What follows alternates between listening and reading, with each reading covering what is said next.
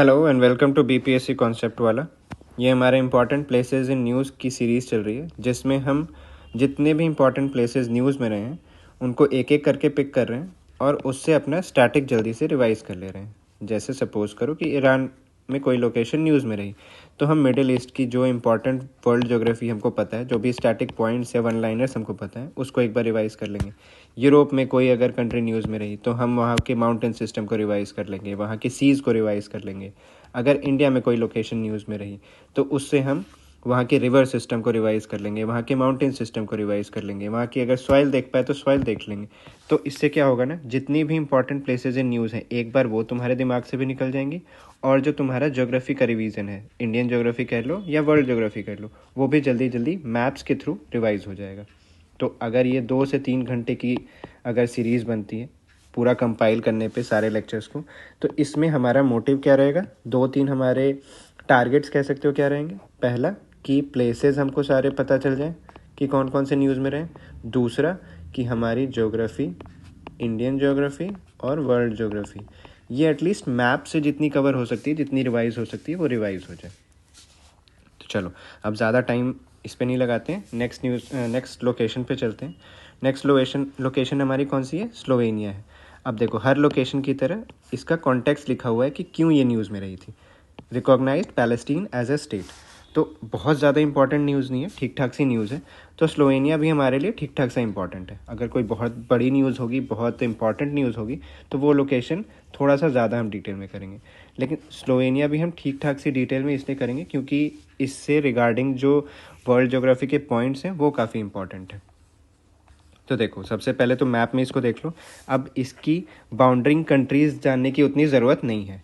क्यों? क्योंकि उतनी इंपॉर्टेंट लोकेशन नहीं थी, और बहुत ही रेयर, मतलब बिल्कुल ही ना के बराबर चांसेस हैं कि तुमसे इसकी बाउंड्रिंग कंट्रीज़ पूछ ले। लेकिन थोड़ा सा आइडिया होना चाहिए कि स्लोवेनिया है कहाँ पे। इटली के पास है, क्रोएशिया के पास है, हंगरी के पास है।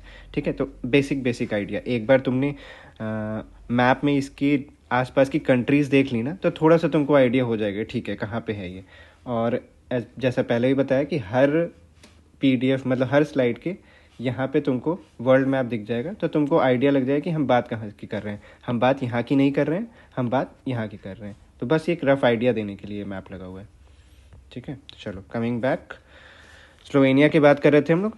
स्लोवेनिया यहाँ पे। अब क्या कहा मैंने कि हम क्या करेंगे कि वर्ल्ड ज्योग्राफी के जो इंपॉर्टेंट पॉइंट्स हैं वो देखेंगे। अब तुमको पता होगा कि एल्प्स माउंटेन ये इधर है तुम्हारे, एल्प्स माउंटेन।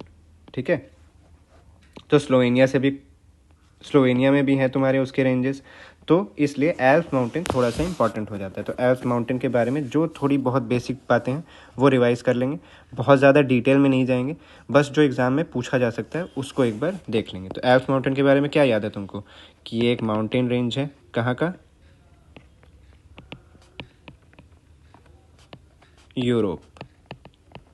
क्या हो सकता है कि कभी तुमसे मैच द फॉलोइंग में पूछ ले, एल्प्स दे दे, एंडीज दे दे, रॉकीज दे दे, हिमालयन दे दे, और इधर कंट्री दे दे कि कहाँ की है, कौन सा सही है कौन सा गलत है ये बताना है।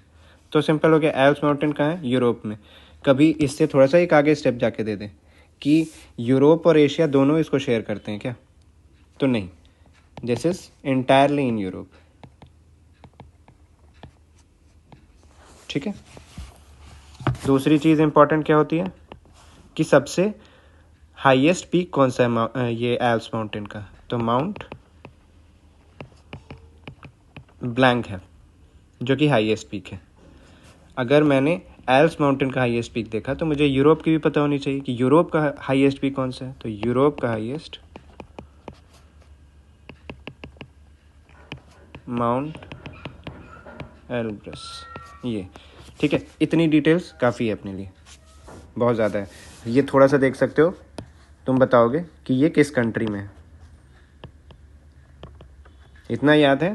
तो अब देखो, वर्ल्ड हिस्ट्री में ROI देख के समझना है। तो एक तरीका क्या हो सकता था वर्ल्ड हिस्ट्री पढ़ने का कि पूरा का रिवाइज करने का, पढ़ने का तो वही तरीका ज़्यादा सही है कि एक एक कॉन्टिनेंट उठाए और उसमें से सारी इंपॉर्टेंट चीज़ें कर ली। लेकिन रिवाइज करने का सबसे बेटर तरीका क्या हो सकता है, जितनी इंपॉर्टेंट लोकेशंस हैं उनको पकड़ा, उसके अराउंड मुझे वर्ल्ड ज्योग्राफी में क्या पता है वो देख लिया। तो वही हम लोग कर रहे हैं। एल्प्स माउंटेन हमारा ठीक ठाक से हमने देख लिया। नेक्स्ट इंपॉर्टेंट चीज़ यहाँ क्या दिख रही है, एड्रियाटिक सी है। एड्रियाटिक सी के बारे में थोड़ा सा देख लेंगे। क्या हो सकता है, कैसा क्वेश्चन आ सकता है कि एड्रियाटिक सी दे दिया, रेड सी दे दिया, डेड सी दे दिया, ब्लैक सी दे दिया, कौन सी कहाँ पे है। थोड़ा सा रफ आइडिया होगा, तुम बना लोगे। तुमको स्लोवेनिया पता है, एड्रियाटिक सी पता है, इधर तुमको इटली भी पता है, इतना पता है, फर्स्ट क्लास क्वेश्चन मज़े में बनेगा। अब एड्रियाटिक सी से रिलेटेड क्या कॉन्सेप्ट हम याद रख सकते हैं, थोड़ा सा ये याद रख सकते हो कि कंट्रीज़ इसके अराउंड कौन कौन सी हैं। अब देखो, कभी भी किसी चीज़ के किसी बॉडी या किसी कंट्री या किसी भी चीज़ के अराउंड की कंट्रीज़ याद करनी हो, कि एड्रियाटिक सी के अराउंड कंट्रीज़ याद करनी है, तो ट्राई किया करो कि हमेशा या तो क्लॉकवाइज हो, उसके अराउंड की कंट्रीज़ तुमको क्लॉकवाइज याद है, या तो एंटी क्लॉकवाइज याद है। जैसे मेडिटेरेनियन सी हो गया, अगर इसके अराउंड याद कर रहे हो तो बिल्कुल ऐसे चलो कि यहाँ से मैं स्टार्ट करूँगा और वापस यहाँ पे पहुँच जाऊँगा। इससे क्या होगा ना कि एक मैप का सेंस बनता है, कि मैप, अगर मुझे इंपॉर्टेंट लोकेशंस याद हो गई, मैप पे उनकी पोजीशन मुझे याद है, तो तुम पूरी कंट्रीज़ याद कर लोगे। लेकिन अगर ट्रिक के भरोसे रहोगे कि इटली के आई से कुछ बना दिया, फिर बॉस्निया के बी से कुछ बना दिया, अल्बानिया के ए से कुछ बना दिया, कोई वर्ड बना लिया, उससे याद कर रहे हो, तो उसमें क्या होगा ना, अगर एक लेटर भी तुम्हारा छूटा ना तो फिर वो भूल जाओगे। तो हमेशा ट्राई करना चाहिए, अगर ट्रिक भी बनाने की कोशिश कर रहे हो तो वो इस तरीके से बनाओ, ताकि अगर ट्रिक भूलो तो तुमको याद रहे कि नहीं, बीच में एक स्लोवेनिया भी आता था। कूल। चलो अब देखो कौन कौन सी कंट्रीज़ हैं। पहली है इटली, फिर है स्लोवेनिया जिसकी वजह से हम ये सब कुछ पढ़ रहे हैं, फिर है क्रोएशिया, बॉस्निया, मोंटारीगो, अल्बानिया। कौन कौन सी, दोबारा अब क्या करोगे तुम, वीडियो पॉज करोगे, एक बार खुद से लिखोगे कौन कौन सी है। इटली, फिर स्लोवेनिया, फिर क्रोएशिया, फिर बॉस्निया, फिर मोंटारीगो और फिर अल्बानिया। कुछ नहीं, इतना तुमने एक दो बार लिखा, काफ़ी कुछ तुम्हारे दिमाग में आ गया। तुमसे कोई नहीं पूछने जा रहा है कि एड्रियाटिक सी की बाउंड्रिंग कंट्रीज़ मुझे बताओ, या ये एक एड्रियाटिक सी की बाउंड्रिंग कंट्री है कि नहीं। बस ये तुमने इसलिए किया कि तुमको एक लोकेशन उसकी आइडिया लग जाएगी, इसलिए मैंने ये नहीं कहा कि 10 बार लिखो, इसको 2-3 बार लिखोगे ठीक ठाक सा याद हो जाएगा। अब चलो एक चीज़ देखो, थोड़ा सा और अगर अंदर घुसना है तो ये मैप देखो, यहाँ पे थी एड्रियाटिक सी। अब क्या देख रहे हो कि यहाँ पे एक वाटर सिस्टम बहुत ही एक्सटेंसिव सा बना हुआ है।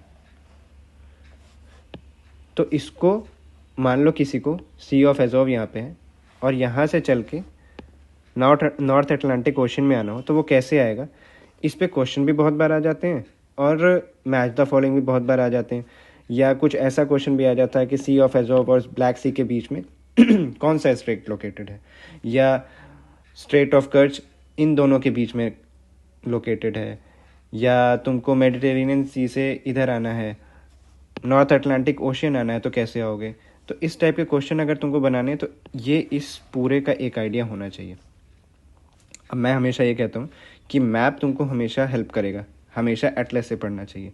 लेकिन इस वाले केस में क्या होगा ना कि इतनी सारी इन्फॉर्मेशन है ना कि वो तुम एक दो चीज़ पिन पॉइंटेड कभी याद नहीं कर पाओगे कि इस सी से इस सी आना है, इस सी से इस सी आना है। तो इसके लिए देखो क्या किया है, ये बन गया। इससे तुम, अब तुमको क्या करना है, पहले वीडियो पॉज करनी है, वीडियो पॉज करके इसको बना लो, जैसे जैसे लिखा हुआ है इसको वैसे वैसे लिख लो, उसके साथ में याद करेंगे। ठीक है, आई होप कि तुम सब ने ये लिख लिया होगा एक ब्लैंक पेज पे, और अब इसके साथ ही लिखेंगे। और अगर तुम्हारे पास ये पीपीटी पहले से है तो फिर तो वेल एंड गुड, कोई दिक्कत ही नहीं है। अब देखो क्या किया हुआ इसमें, Sea of Azov, Sea of Azov, Black Sea, Black Sea, Sea of Marmara, Sea of Marmara, Aegean Sea, Aegean Sea, इसके साथ साथ स्ट्रेट भी चल रहा है। यहाँ पे स्ट्रेट ऑफ कर्च, इधर है बोस्पोरस स्ट्रेट, फिर एजियन सी तक आ गए थे, एजियन सी के बाद मेडिटेरेनियन सी, मेडिटेरेनियन सी। अगर मुझे नॉर्थ अटलांटिक ओशन जाना है तो स्ट्रेट ऑफ गिब्राल्टर से, मेडिटेरेनियन सी से मुझे, देखो ये स्ट्रेट ऑफ गिब्राल्टर और ये नॉर्थ अटलांटिक ओशन, मुझे उधर नहीं जाना है, मुझे ऊपर जाना है अगर एड्रियाटिक सी की तरफ, तो स्ट्रेट ऑफ ओट्रांटो, मेडिटेरेनियन सी से Adriatic sea, strait of Otranto. मान लो मुझे इधर आना है या मुझे इधर आना है तो स्विस कैनाल से रेड सी, इधर आ गए पर्शियन गल्फ, देखो मेडिटेरेनियन सी से, स्विस कैनाल से रेड सी, और अगर रेड सी से आगे आएंगे तो गल्फ ऑफ एडन और फिर अरेबियन सी, इधर Strait of Bab el Mandeb. Strait of Mediterranean Sea के जगह मेडिटेरेनियन सी से इधर आ गए तो पर्शियन गल्फ, पर्शियन गल्फ से आगे जाएंगे गल्फ ऑफ ओमान, कौन सा स्ट्रेट है, स्ट्रेट ऑफ हरमूज, फिर अरेबियन सी में ही फाइनली आना है। तो समझ आ रहा है, ये एक मैंने बनाया ना, तो 7 से 8 प्रोबेबल क्वेश्चन, 7-8 नहीं आएंगे, लेकिन 7 से 8 जो प्रोबेबल टॉपिक्स हैं जो आ सकते हैं वो तुम्हारे एक बार में क्लियर हो जाएंगे।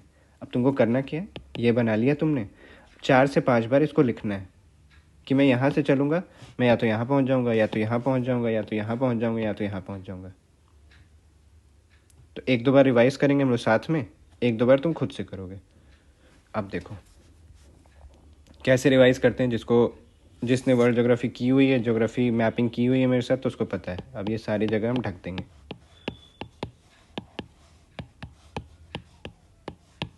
एक बार पॉज करके अपनी वाली जो तुमने लिखी है उसमें से एक बार देख लो, एक बार रिवाइज कर लो, और अब ट्राई करेंगे कि एक को पकड़ेंगे और दूसरे पे पहुंचने की कोशिश करेंगे। ये स्ट्रेट एज ऑफ सी है, पता है हमको। एज ऑफ सी से अगर हम स्ट्रेट ऑफ कच से आगे बढ़ते हैं तो क्या आता है, सोचो, ब्लैक सी आता है। ठीक है, ब्लैक सी से अगर हमको सी ऑफ मरमरा आना है तो हम कौन से स्ट्रेट से आएंगे, ये क्या लिखा हुआ है, बोस्पोरस स्ट्रेट। ठीक है, strait of sea of Marmara से हम आगे किस में आते हैं, एजियन सी में। एजियन सी से फिर कहाँ जाते हैं, मेडिटेरेनियन सी में। मेडिटेरेनियन सी से अगर एड्रियाटिक सी में आना है तो एड्रियाटिक सी आने के लिए कौन सा स्ट्रेट है, स्ट्रेट ऑफ ओट्रांटो। सॉरी, थोड़ा जल्दी मैंने कर दिया। मेडिटेरेनियन सी से अगर मुझे नॉर्थ अटलांटिक ओशन आना है, नॉर्थ अटलांटिक ओशन आने के लिए कौन सा स्ट्रेट है, सोचो, स्ट्रेट ऑफ गिब्राल्टर। ठीक है, फिर मेडिटेरेनियन सी से मुझे आना है रेड सी में। रेड सी में आने के लिए मुझे क्या यूज़ करना पड़ेगा, स्विस कैनाल। रेड सी से ये कौन सा है, gulf of Aiden. Gulf of Aiden आने के लिए मुझे कौन सा स्ट्रेट यूज़ करना पड़ेगा, बालेमंदेब। इधर नहीं गए थे हम, इधर आ गए थे, मतलब इधर आ गए थे। ये कौन सी जगह है, पर्शियन गल्फ। पर्शियन गल्फ से मुझे गल्फ ऑफ ओमान में आने के लिए कौन सी जगह आना पड़ेगा, कौन से स्ट्रेट से आना पड़ेगा, ये क्या लिखा हुआ है, स्ट्रेट ऑफ हरमूज। और ये दोनों कहाँ जाते हैं, अरेबियन सी। एक बार रिवाइज हुआ, एक बार और करेंगे।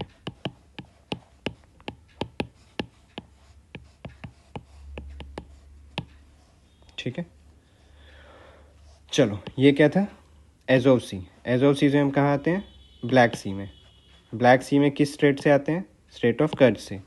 ब्लैक सी के बाद कौन सा सी आता है, Sea of Marmara. Sea of Marmara कौन से स्टेट से आते हैं, सोचो, बोस्पोरस स्टेट से। ठीक है, सी ऑफ मरमरा के बाद कौन सा आता है, एजियन सी। एजियन सी के बाद कौन सा आता है, Mediterranean C.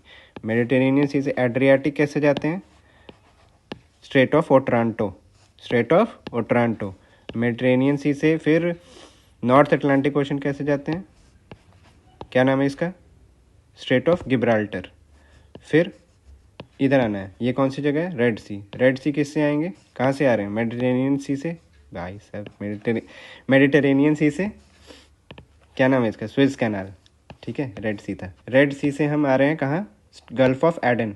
Gulf of Aiden कौन से स्टेट से आएंगे, बालेमंदेब। फिर इधर से ये क्या है, पर्शियन गल्फ, और ये क्या है, गल्फ ऑफ ओमान। इन दोनों के बीच में कौन सा स्टेट है, सोचो, स्ट्रेट ऑफ हरमूज। और ये सारे आके कहाँ मिल रहे हैं, मतलब ये सब कुछ अरेबियन सी में। तो आई होप कि समझ आ रहा है कि कैसे रिवाइज करना है। एक बार ये अगर लिख लोगे ना, एक बार नहीं, 4-5 बार अगर इसको लिख लोगे तो एकदम क्लियर कट तुमको दिखने लगेगा मैप में कि ठीक है, एजियन सी है, एजियन सी के बाद ब्लैक सी है, ब्लैक सी के बाद सी ऑफ मरमरा है, फिर सॉरी, एजियन सी नहीं है, एजोब सी है। एजियन ये अगर पहले भी मैंने बोला हो तो सो सॉरी फॉर दैट।